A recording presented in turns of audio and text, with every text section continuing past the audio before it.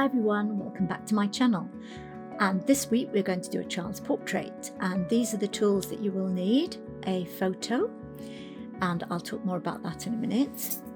You will also need your HB pencil, and if you've just got an HB, don't worry about it, that will do fine, but I've also used a B and a 2B. So here's my HB and a B and a 2B. You'll also need a Sharpie pen or some other dark pen, a pencil sharpener, an eraser, a ruler, and if you have it, a piece of acetate, but don't worry if you don't, because I'm going to show you another way, and some copy paper or a sketchbook. So the first thing we're going to do, we're going to draw a grid on this. Now I'm going to use inches because I'm a quilter and that's what I'm used to, but you can use centimetres. I would say use about 2 centimetres. With inches, I'm going to measure out 1 inch, and then I'm going to draw lines to join up the two. Now, I'm using A4 paper. If you're using a different size, it may not be exactly to the inches, and you'll have a bit left over, both at the top and the bottom, because you need to make squares. We're making 1 inch squares, or 2 centimetre squares if you're using centimetres. What you need to do is to make sure that the short bit that's left over is the same on both sides, so that you can make your squares properly. Now I'm putting down my acetate and I'm drawing the same grid on my acetate. If you don't have acetate, don't worry. Now this is the portrait that I've chosen, which is just taken from a phone. I've then enlarged it and cropped it, and then I've printed it in black and white. So I changed it to black and white and then printed it.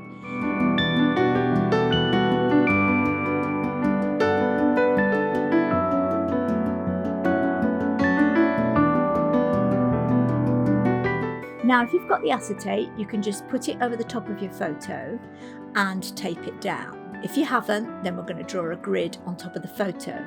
So when you do print your photo off, you need to print 2 copies. One that you're going to draw the grid on, and the other one that is going to be for you to copy. Now we're going to mark out the grid. So I've just written ABC, etc. along the top, and 1, 2, 3, etc. down the side. You then want to do the same with the paper. The aim of the grid is that you are going to use it to copy whatever is in the same square. You have to be careful that you are using the same square. So that's why we've written the numbers down the side and the letters across the top.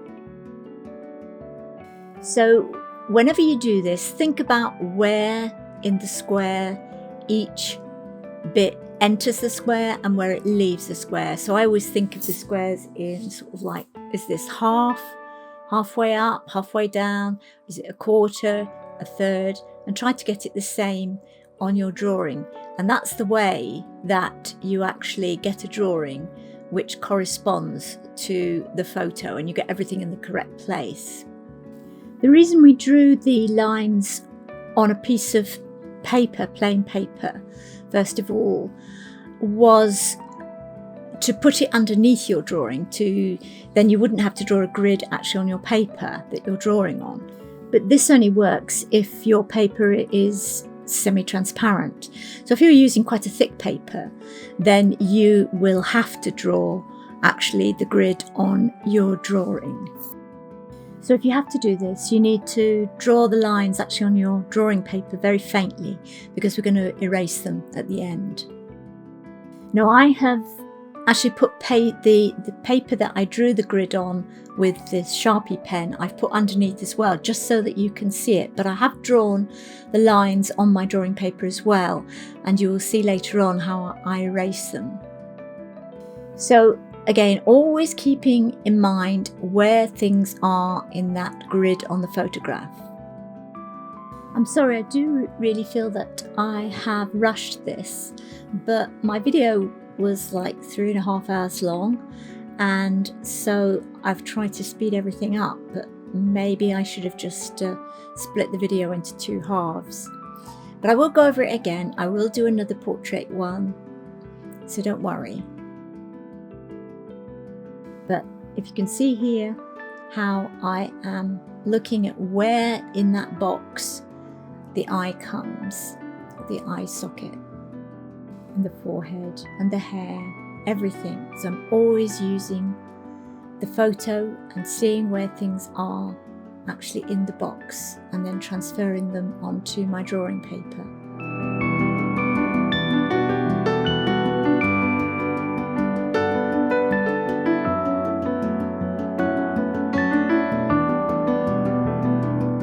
The same with the hair and anything that you think is a feature. So basically this is our contour drawing. We don't do any shading at this stage, it's just to get things where they actually are on the face. And you can use this method not just for portraits, you can use it for doing still lifes, landscapes, anything. And this is getting his nose in and his eye.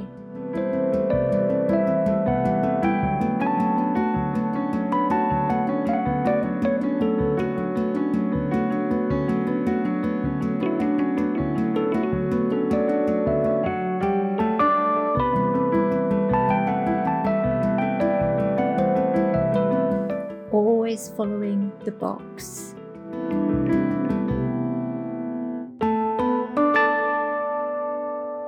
And I'm also drawing in where some of the really dark shadows are. Now here I've made a mistake because I've gone into the wrong box. So the eye was up in the forehead. So that's something you really have to take account of the whole time, unless you want a Picasso.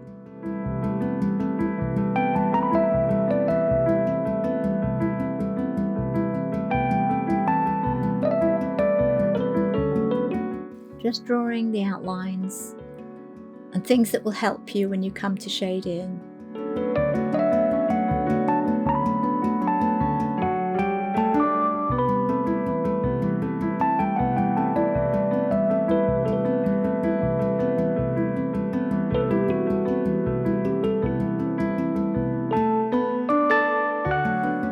Bear in mind that this drawing took me well over 3.5 hours to do in real time.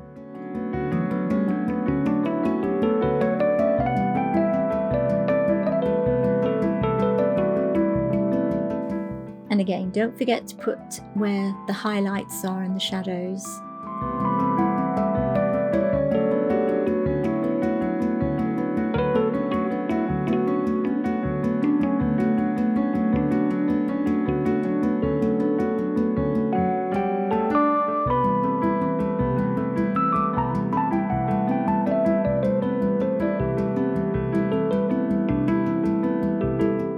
When you're looking for a portrait to draw, I would suggest that you don't have one full face on. People think that they want a full face on and a smiling portrait, but they don't always make the best drawings. I like 3/4 portraits, and I like to have shadows, so never use a flash to take your photos, or else you have a very flat drawing, because it's the shadows that actually give you the 3 dimensions. So here I am erasing all the lines so that the grid system has disappeared. And the main place to erase them is sort of places where they're not going to be shaded at all.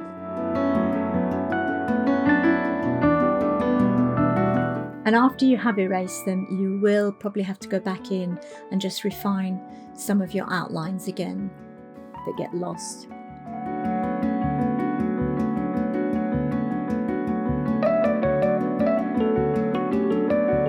So once everything's in the right place, you can go back and define your outlines again and start shading.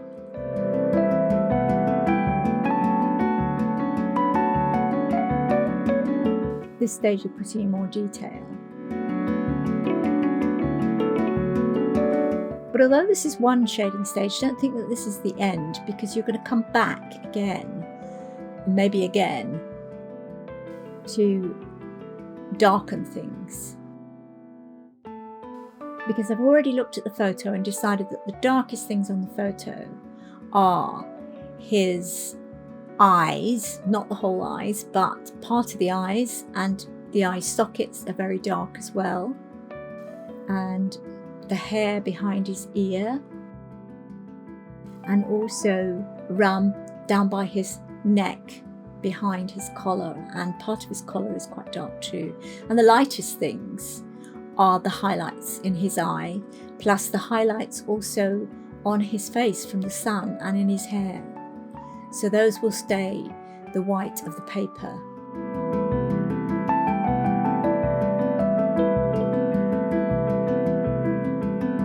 And if you do one eye partially, then come back and do the other eye. Try to do them at the same time, because if not, you might end up with one perfect eye and then forget how you did that one and find it's much more difficult to do the second eye. I'm shading the dark part of his mouth and that shadow underneath his chin.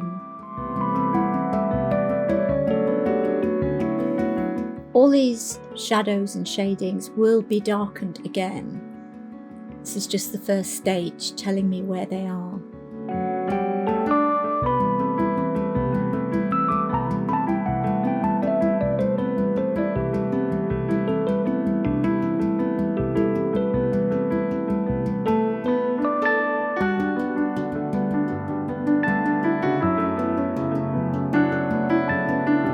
Now I'm going to do his ear.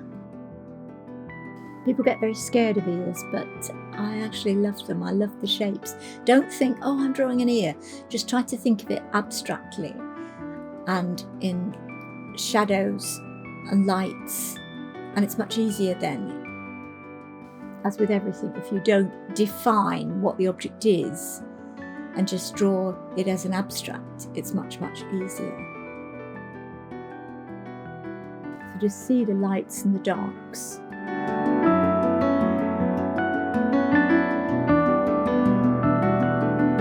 And that dark hair behind his ear will actually make the ear pop forward.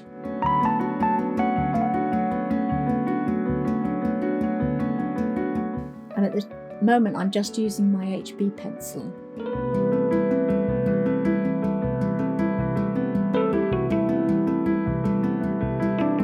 So I will come back again and still refine the ear and that hair more.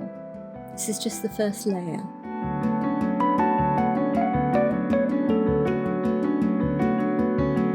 It's quite dark under his neck, under his chin.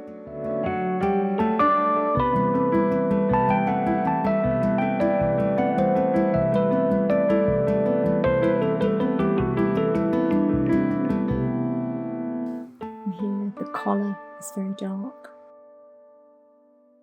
And this is all quite complicated, but again, just look at it as abstracts.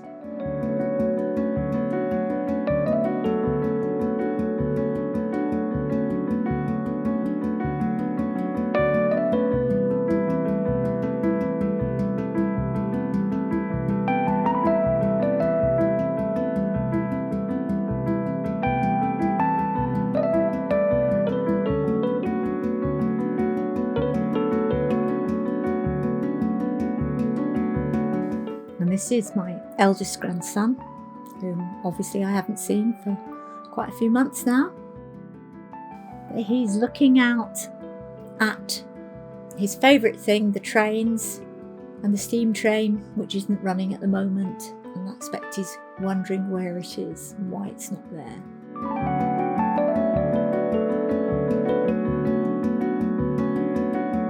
So again, coming back into the eyes again and darkening them, but reserving those highlights. And it's not just the pupil that is the darkest thing, there's also the shadow from the eyelid above, which on the photo looks just as dark as the pupil.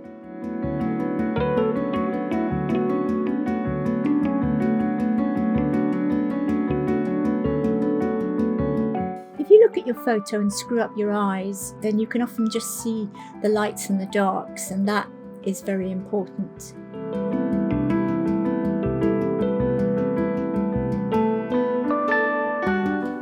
looks there like he's got some weird eyebrow on his left, over his left eye, but in fact that's his piece of his fringe.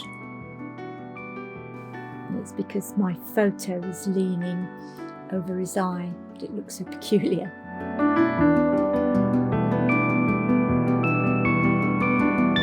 And here, refining his nose. Trying to put in some of the shadows on that. And then his mouth.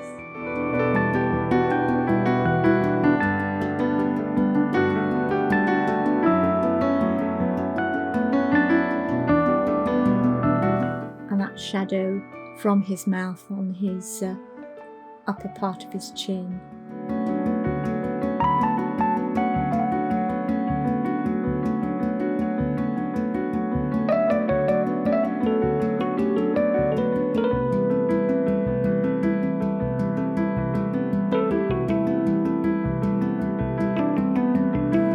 Just giving his cheeks some highlights just now. Now back into his neck. Now I'm going to come back in and darken the ear. I'm using a different pencil now. I'm not sure if it's a B or a 2B, but it's a darker one. And the same with his ear. So I'm going over the top again, darkening the very dark shadows on his ear, which just gives it more 3 dimensions.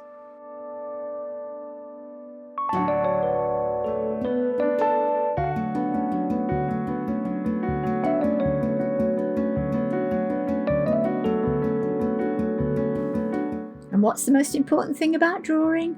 Enjoy the process. Doesn't matter what the end result is, just enjoy doing it.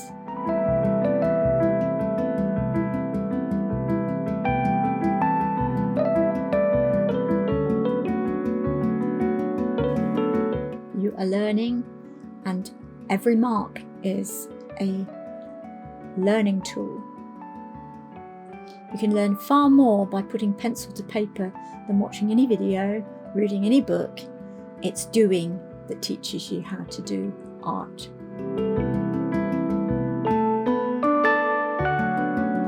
So please enjoy it and relax and just get lost in it.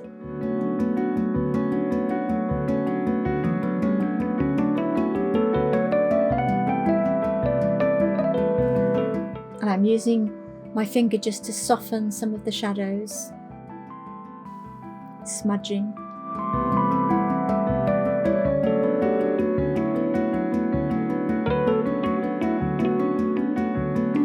And make sure that you keep looking at your source material.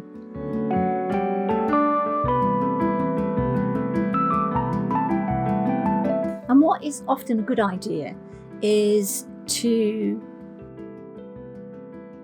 draw or paint for so long and then go have a rest, don't look at it, and come back with fresh eyes, and you'll see things that you think, oh, that's wrong, and I couldn't see that before. And when I came in and looked at this picture after it was finished, I thought his mouth is a bit droopy. So I see things wrong with my pictures when I go away and then come back with fresh eyes. And then you can put them right.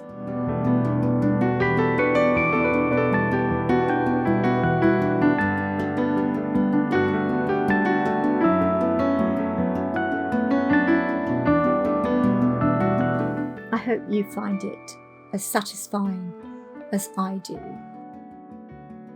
That is the main purpose of my videos. And I'm sorry this video is a little late, but it's taken me a long time to actually process and edit this video. And to all my friends celebrating Eid Mubarak. And I hope that everyone is staying safe and well in this very, very difficult time. Now I'm using my electric eraser again, and the mask, I don't actually use the mask. This is how I sharpen my electric eraser on the sanding block. You can just use a piece of sandpaper. I'm coming in here and just putting in like stray blonde hairs and highlights, defining them. Coming to the end now. Thank you for watching my video. And if you enjoyed it, please subscribe and like and share. And there'll be another video on Wednesday, which will be my youngest grandson at 8 months old, which is a watercolour sketch. I'm sending my hopes and prayers that you all stay well and stay safe, and see you next week. Bye!